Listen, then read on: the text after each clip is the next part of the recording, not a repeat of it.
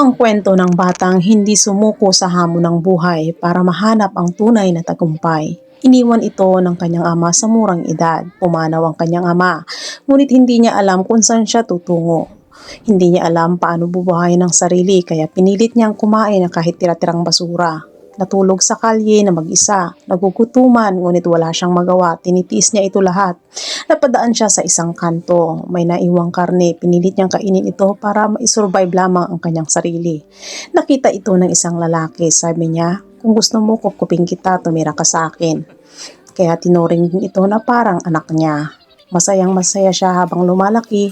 Masipag ito tumutulong sa kanyang ama-amahan. Ang kanyang ama ay isang tagaluto sa isang restaurant.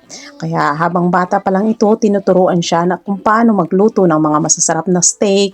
At yun ang kinalakihan niya hanggat siya ay naging isang professional chef na. Proud ang kanyang ama-amahan sa kanyang natagpuan.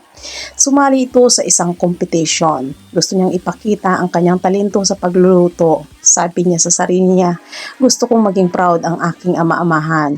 Ibibigay ko to sa kanya at ito na panalunan ko. Tuwang-tuwa itong pauwi sa kanila. Sinupresa niya ang kanyang ama.